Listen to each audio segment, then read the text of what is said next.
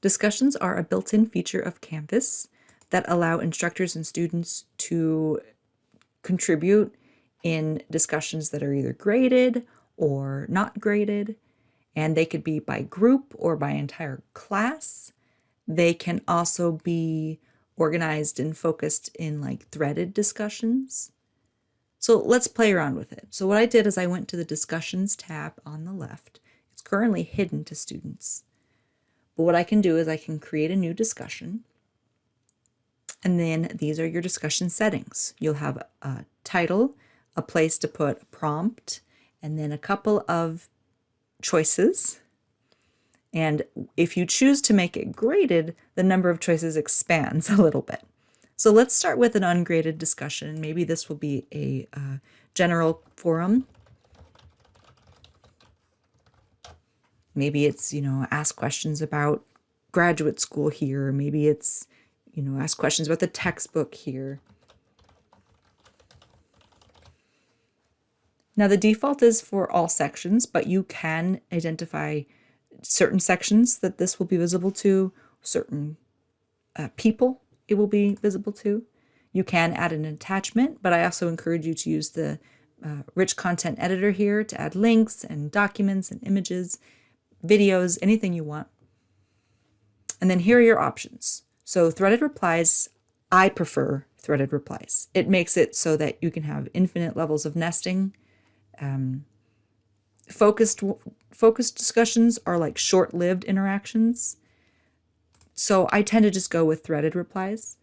There's a post first option. Maybe you want to do that so that students don't copy each other's work. There's a podcast feed option, and it's exactly what it sounds like. It's for podcasts. If you don't have a course podcasts, you don't need it. Graded, we're not going to make this one graded. Allow liking lets people, put a little like button on it. And then add to student to do gives the students a deadline for doing the discussion. It will remind them that a discussion is due without assigning a grade to it. So in this case, it's just a general forum. It's not a group discussion. I don't need to set any available dates. So what I'll just do is hit save and publish. And there it is. So now when I go to discussions, I will see it right here. And then what the students will do is they'll click on it. They can type their replies in here.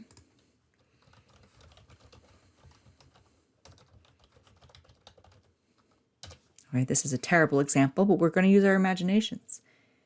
So students will be able to do that, and then instructors or other students will be able to respond to that question. They're also able to give it a thumbs up. That's what the liking does.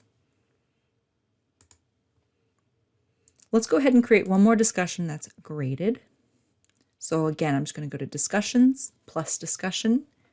I'm going to give this one prompt for week 1. I'll insert my prompt. And then I'm going to again choose threaded replies. I'm going to make it post first. So a student has to post before they'll see what other students posted. I'm going to make it graded. And I'm going to allow liking. And then I'm going to make it worth 25 points. You can choose whether it displays as percentage, complete, incomplete, letter scale, or GPA scale. I can see why some people might go with percentages or even just yes, no. For this, I'm just going to use points.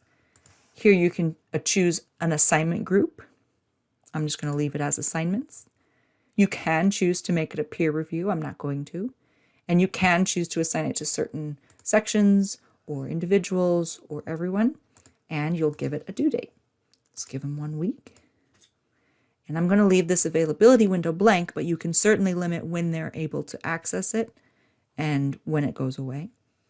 And then I'm going to click Save and Publish. So what that does when I created a graded discussion is when I go to assignments now, there it is. It's part of the grade, so it will be in assignments.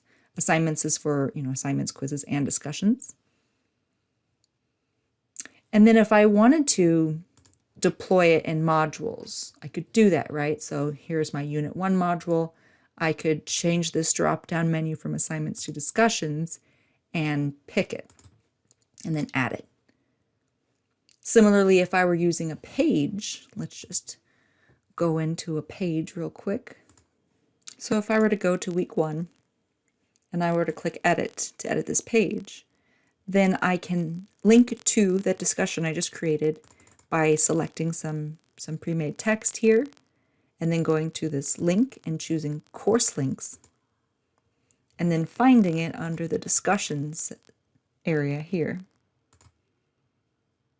And what that will do is it will add a link.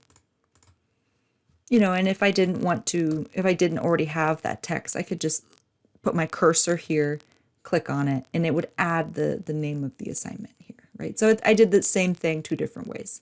I happen to like the way this one looks better, so I'll stick with that. And while I'm here, I'm going to go ahead and fix this link color and hit save.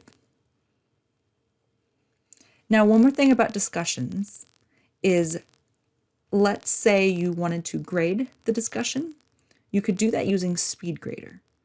So you'll go into the discussion you want to grade, and you'll go to this 3 dots here and then choose SpeedGrader. I've generated some just random stuff. So then what we could do is we can click on the 3 dots in the right, go to the SpeedGrader, and see what it would look like. So you'll be able to see what they've posted, when they posted it, and any replies. So you can give them a grade out of the 25 points for their initial post and for their replies. You can even give them some general comments about their posts, and that will go straight to the grade book. Another way of doing that same thing is by going to grades, finding the column, clicking on the 3 dots there, and then going to SpeedGrader. So back to the discussions area, you can also create pinned posts. So maybe I want to pin the general course forum or the current week, and you can do that by dragging and dropping, or by going to the 3 dots and selecting pin or unpin. That's just one way of organizing your discussions. And let's say you have a discussions for every week. You can absolutely do that.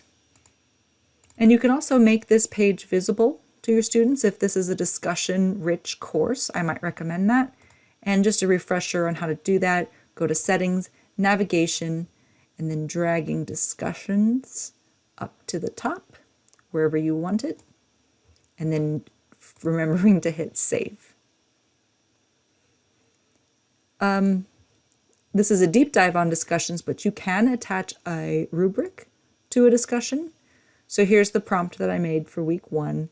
If I click on the 3 dots, I can add a rubric. And I actually have one already made. So what I would do is I would find it, discussion rubric, use this rubric. And that just will make it very obvious to students what they need to do to get full marks in their original message and their follow-up response. And what a lot of people do is they'll make the follow-up response due Thursday or so. And the reply is due Thursday, and any responses are due on Sunday. And if you're doing it that way, make sure that you set the due date to be the last date, not the first date, but the absolute last date. And then just when you use SpeedGrader, you can confirm that the original message and the replies were done in the intended time period. I hope that makes sense. And that is an overview of discussions. Thanks for watching.